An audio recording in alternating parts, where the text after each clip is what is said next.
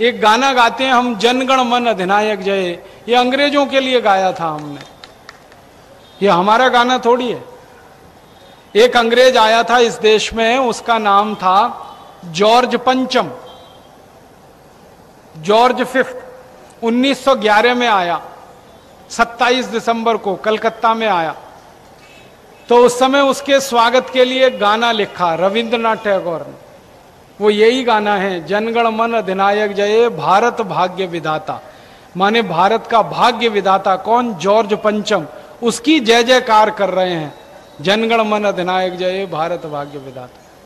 फिर पंजाब सिंध गुजरात मराठा द्राविड़ उत्कल बंग, भारत का जितने भी राज्यों का समूह है, पंजाब सिंध गुजरात, उनकी तरफ से कह रहे हैं, तब शुभ नामे जागे, तुम्हारा नाम पूरे संसार में हो, तब शुभ आशीष मांगे, तुम्हारे लिए भगवान से हम दुआएं मांगते हैं। जनगण मंगलदायक जय भारत भाग्य विधाता, तुम्हारा मंगल हो, तुम्हारी जय हो, क्योंकि तुम हमारे भाग्य विधाता हो। ये गुलामी का गाना है, अंग्रेजों के राजा की चाटुकारिता के लिए गाया हुआ गाना है, उनकी प्रशंसा के लिए गाया हुआ गाना। जॉर्ज पंचम को जब ये गाना सुनाया गया, उसके समझ में नहीं आया, क्योंकि ना उसको संस्कृत आती थी ना बांग्ला आती थी। तो उसने कहा इस गाने का भाषांतर करके मुझे अंग्रेजी में सुनाओ। तो उसका भाषांतर जब उसको अंग्रेजी में सुनाया, वो बहुत खुश हो गया। उसने कहा कि मेरे देश में मेरी कोई इतनी प्रशंसा नहीं करता है, भारत में मेरी इतनी प्रशंसा करते हैं। उसने कहा मेरी बीवी ने कभी मेरी इतनी प्रशंसा नहीं की, ये भारतवासी तो उससे भी ज्यादा कर रहे हैं। फिर उसने पूछा किसने गाना लिखा, तो बताया गया रविंद्रनाथ टैगोर ने लिखा। तो उनका नाम वाम सब ले गया, और वो व्यक्ति नोबेल प्राइज देने वाली कमेटी का चेयरमैन था।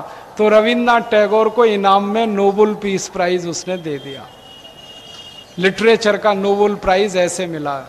लो, रविंद्रनाथ टैगोर, अंग्रेजों की चाटुकारिता की, उनकी गुलामी की, तो उन्होंने इनाम दे दिया। और उस इनाम को छाती से लगाकर रविंद्रनाथ टैगोर रखे रहे। महात्मा गांधी ने उनको इतना कहा कि ये वापस कर दो, ये गुलामी की निशानी है। रविंद्रनाथ टैगोर ने कभी वापस नहीं किया, उस समय भी नहीं किया जब अंग्रेजों ने जलियांवाला बाग हत्याकांड कर दिया ना 1919 में। सारे हिंदुस्तानियों ने राय बहादुर की पदवी वापस कर दी अंग्रेजों को, रविंद्रनाथ टैगोर ने ये इनाम वापस नहीं किया। वो रखा हुआ है अभी भी, लेकिन भला हुआ कुछ चोर उसको चुरा ले गए, अब वो मिल नहीं रहा है। मुझे तो बड़ी खुशी है, अच्छा हुआ, वो गुलामी का चिन्ह तो गया। भारत का गाना बन गया राष्ट्रगान। और ये कैसे बना वो भी बात बताना चाहता हूं।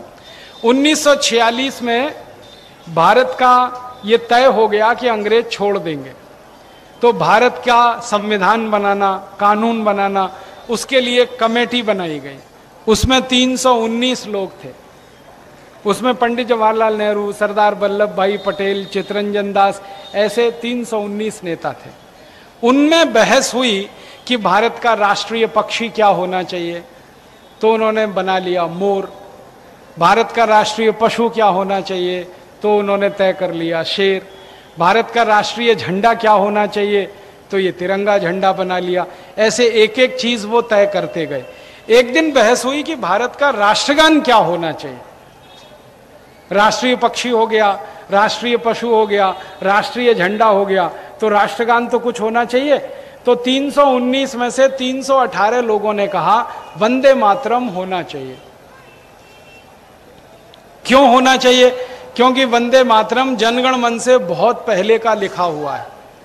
जनगण मन लिखा गया 1911 में, वंदे मातरम 1875 में लिखा था। इस वंदे मातरम सुन तो क्रांतिकारियों ने एक संकल्प लिया था कि किसी को भी फांसी होगी, पहले वंदे मातरम बोलेंगे, फिर फांसी पे चढ़ेंगे। तो 7,32,780 क्रांतिकारी वंदे मातरम बोलकर फांसी पर चढ़े। इसका माने क्रांतिकारियों का गाना है वंदे मातरम, लोगों का गाना है वंदे मातरम। तो 318 लोगों ने तय किया 1949 में कि वंदे मातरम होना चाहिए राष्ट्रगान। पंडित नेहरू ने इसका विरोध किया। वो अकेले आदमी थे जिन्होंने विरोध किया। और विरोध का कारण क्या था? पंडित नेहरू ने कहा कि ये वंदे मातरम जो गाना है ये विदेशी ऑर्केस्ट्रा की धुन पर बजता नहीं है, इसलिए इसको नहीं होना चाहिए। और जनगण मन विदेशी ऑर्केस्ट्रा की धुन पे बहुत अच्छा बजता है, इसलिए इसको राष्ट्रगान होना चाहिए। तो लोगों ने नेहरू जी का बहुत विरोध किया। नेहरू जी ने धमकी दे दी कि अगर ये वंदे मातरम गाना हुआ तो मैं इस्तीफा दे दूंगा। तो कांग्रेस पूरी घबरा गई। उस जमाने में कांग्रेस माने नेहरू, नेहरू माने कांग्रेस, तो कांग्रेस ही सब डर गए। नेहरू जी के साष्टांग दंडवत प्रणाम कर गए कि आप पार्टी मत छोड़ो, हम ये गाना छोड़ देते। तो ऐसे करके जनगण मन राष्ट्रगान बन गया। और 50 साल बाद तक संसद में जनगण मन ही गाया जाता रहा।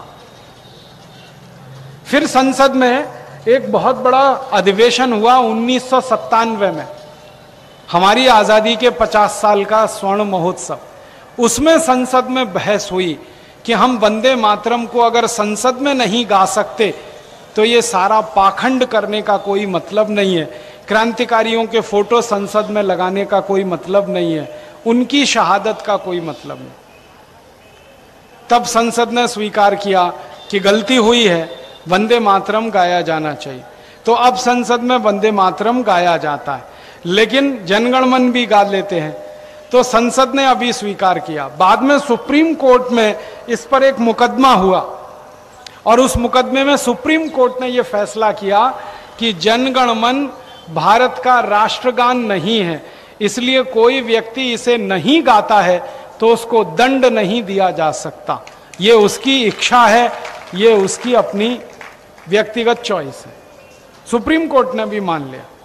अब सुप्रीम कोर्ट ने मान लिया तो मैं कहता हूं आप भी मान लो। जब सुप्रीम कोर्ट कह रहा है तो आप भी मान लो इसको। आप भी वंदे मातरम ही गाया करो, क्योंकि भगत सिंह ने वही गाया था, चंद्रशेखर ने वही गाया था, अशफाक उल्लाह ने वही गाया था। अब ये कुछ लोग कहते हैं कि मुसलमान वंदे मातरम का विरोध करते हैं। कैसे कर सकते हैं? अशफाक उल्लाह को फांसी लगेगी थी तो वंदे मातरम ही गाया था उन्होंने। और अशफाक उल्लाह मुसलमान थे, 5 वक्त की नमाज पढ़ते थे, वो खुद वंदे मातरम गाते थे। अजीमुल्लाह करके एक मुसलमान थे, वो वंदे मातरम गाया करते थे 1857 की लड़ाई में और उसके बाद भी। तो ये तो कुछ लोगों ने जबरदस्ती वोट बैंक की पॉलिटिक्स इसको बना दिया। मुसलमान वंदे मातरम नहीं गा सकते ये तर्क देते हैं, लेकिन मुसलमान 2 शब्द इस्तेमाल करते हैं, मादरे वतन, उसका मतलब ही है वंदे मातरम। मादरे वतन माने मां भारती को वंदना, तो वंदे मातरम कह लो, वो भी मां भारती की वंदना है। उर्दू में मादरे वतन है, संस्कृत में वंदे मातरम है, फर्क क्या है इसमें? मैं तो मुसलमान भाइयों से कहता हूं कि मादरे वतन अपने शब्दकोश में से निकाल दो, फिर तो समझ में आएगा। जब वो है और उसका इस्तेमाल हो रहा है तो वंदे मातरम का भी हो सकता है।